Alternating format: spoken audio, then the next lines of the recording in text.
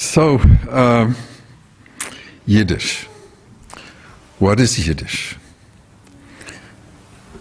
Yiddish is a Jewish language. The word Yiddish in English means Jewish. What is important about a Jewish language? In all of our history, since wir sind in Golus, since we're not in our own land anymore, since we were exiled, we have lived among strangers. And there are, we have been what we call an internally bilingual people. That is to say, we have two languages that we use. There's an everyday language, and there's Lashon Kodesh, the holy tongue that we use in shul for study. But what is this other language that we use? In Italy, there's been a Judeo-Italian. In Persia, there's been a Farsi, Jewish language. Most people have heard of Ladino, the Jews not only of Spain, but the Jews who were exiled from Spain since 1492. And there are plenty more. There's even Judeo-English. What's Judeo-English? Well, if I want to say something about my life, I have to use Judeo-English. That is, if I want non-Yiddish speakers to understand. So, what would be a sentence in Judeo-English? Well, it's my mother's yahrzeit this week, and I wanted to go to shul and say Kaddish, and we needed to have a minyan, so luckily we have a minyan here today, and I got to hear the davening of so many wonderful chazonim and baltfilas, and so that's a sentence in Judeo-English. I think a lot of you understood every word I said, but somebody who does not understand the language of Judeo-English would have only understood the connecting words. And that's what Yiddish is. Yiddish is the language, Judeo-English has only been, developing for maybe 200-300 years. Yiddish has been developing for 1,000 years. It's the language of the Ashkenazic civilization. What is the Ashkenazic civilization? David Katz, a scholar of Yiddish and teacher of Yiddish, wrote in his book, Words on Fire, Yiddish civilization is the only civilization in history that has existed for 1,000 years without an army.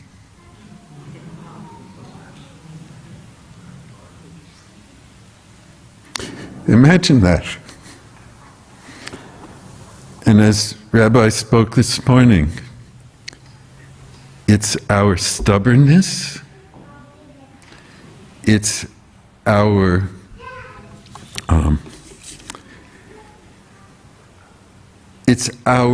love of learning, and as the stubbornness is the holding on to our traditions, to our languages,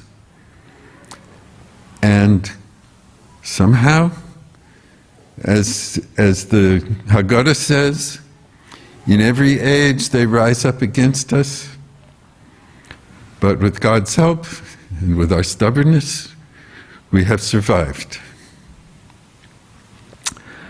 So,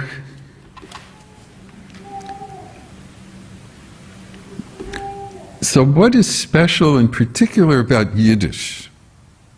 Well, as I said, it's been around and developing for 1,000 years, and it's developed a literature, a beautiful literature, poetry, novels, and even it spawned some Broadway shows. The first Yiddish song I ever learned, this was when I was in high school, and I guess it's significant that it was the Bronx High School of Science. It was "Komm her, du Philosoph," come here, you philosopher, you person of knowledge. Come sit by the rabbi's table and learn a little seichel, a little understanding, a little wisdom. What's real knowledge? And notice that in Yiddish, that Yiddish has its choice of words based on their origin. Yiddish is what we call a fusion language. It's come together from a lot of different streams, from all the places and cultures that Jews have, or that at least that Ashkenazic Jews have lived.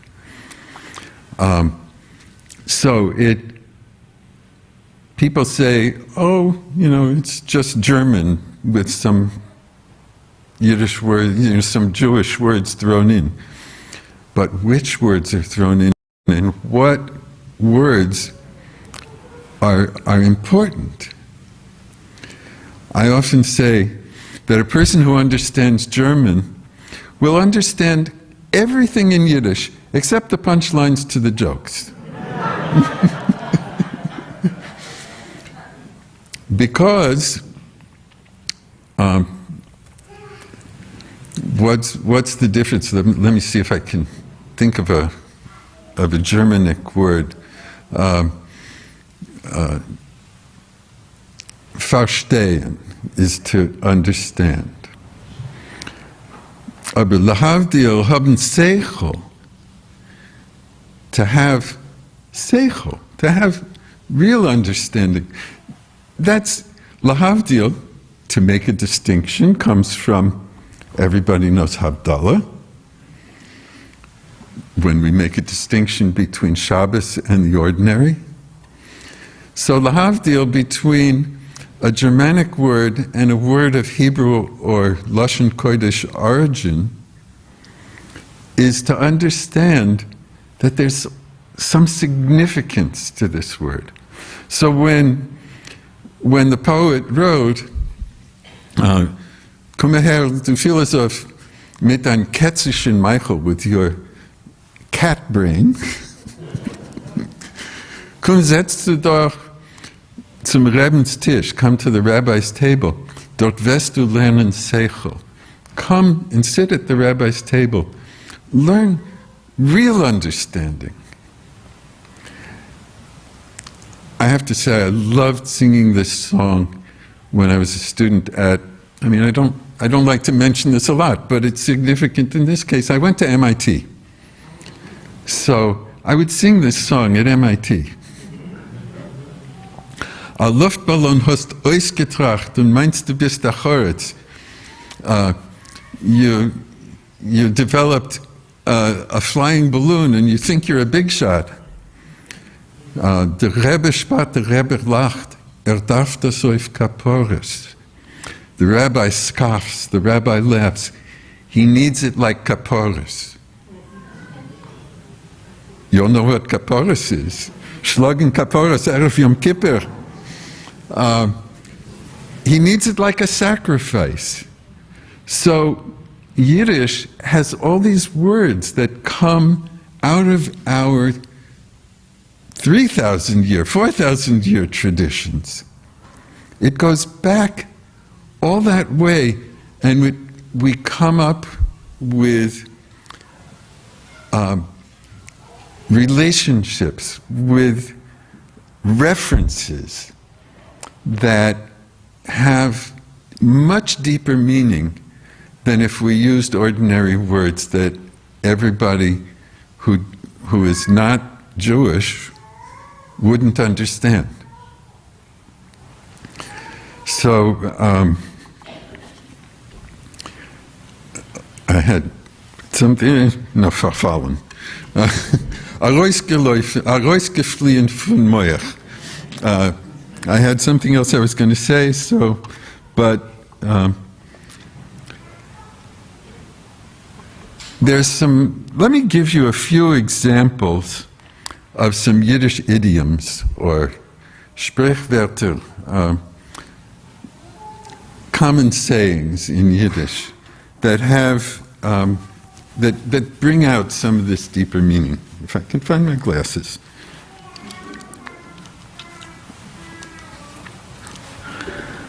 As mahalt beim Nila. Okay, does everybody know what is Nila?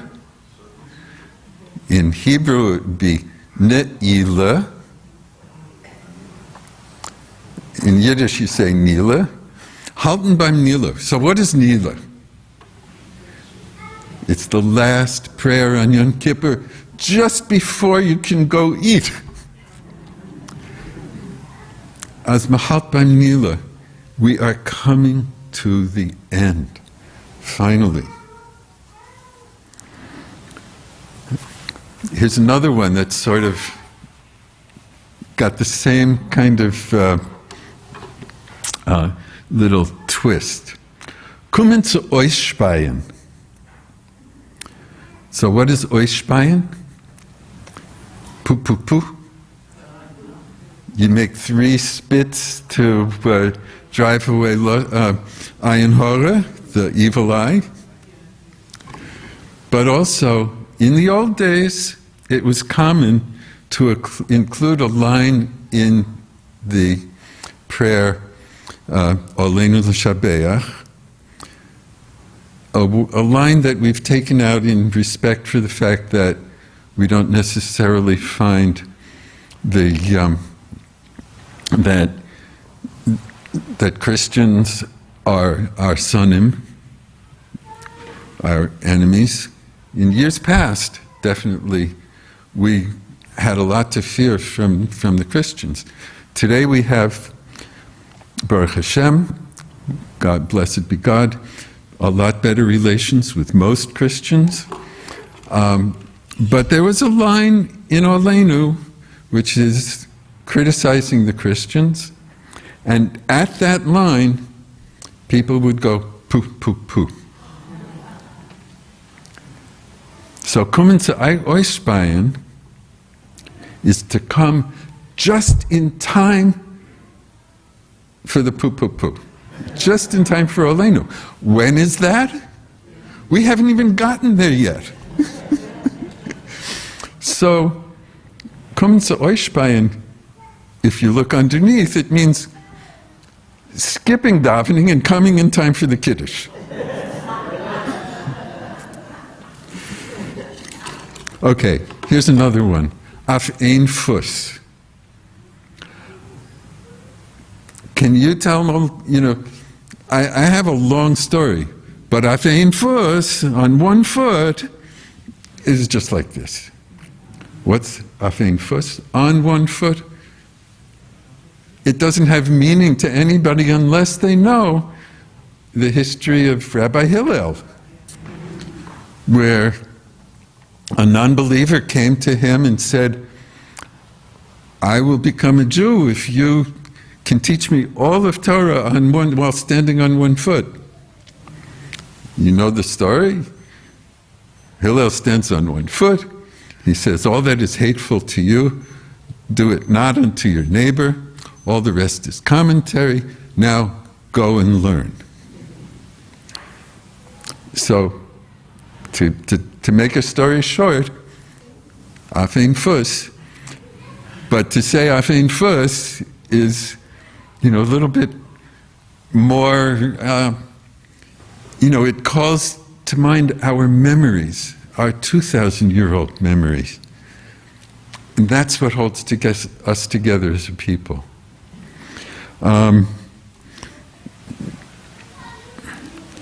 Let's see. A few, here's a good one. Ich hab mit euch Chazerim gepashet. It means did we ever herd pigs together? What's the ironic meaning of this? Were we ever that close, as if we had done something like this? Here's another one. In English, people say, you ask a question that you don't know the answer to, you say, well, God knows. In Yiddish, you say, Ein Gott weiß. One God knows. Always remembering, one God is our heritage. We don't believe in a lot of different gods, this one controlling this and that one controlling that. And so,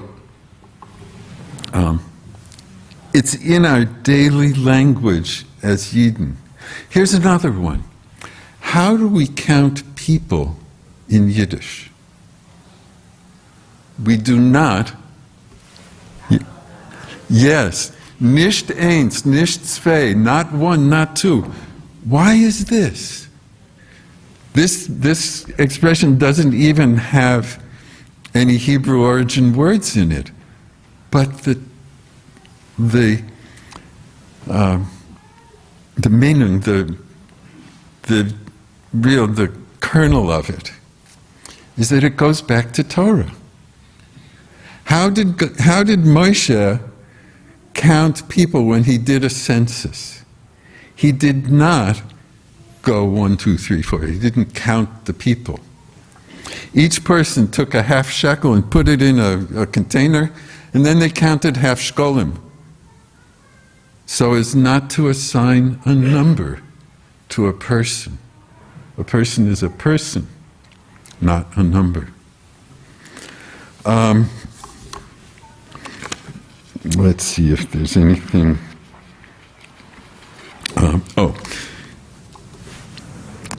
In Yiddish, if we wish for something, especially if it depends on another person, we use the subjunctive. So in other words, in English, I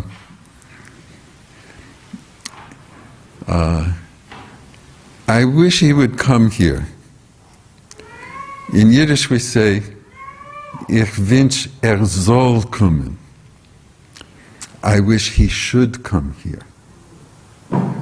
What's the difference? Was ist der Unterschied? Lahavdil, between would and should, there's uncertainty. This person's free will dictate whether he or she comes here. I shouldn't be so presumptuous as to wish that they will come. I wish that they will have it in their heart to come. Ich will als Mashiach soll kommen. I wish that the Messiah should come. That the Messiah should find our world worthy of redemption. I'm going to stop here. We're going to have lunch together. I brought some Yiddish songs or Lashon Kodesh songs in the Ashkenazic style, and I brought some Yiddish texts that we can study the way one would study a page, a Blat Gemara, a page of the Talmud, the way one would study a piece of Torah, and see what kinds of things can be expressed by Yiddish poetry. So thank you. I want to also thank everybody who has organized this weekend. I want to thank the wonderful Chazonim and Baal Tfilis and Rabbeim who have spoken and sung this weekend. You have a wonderful community with great skill and learning, and it is such a pleasure to be here. Thank you. Scott.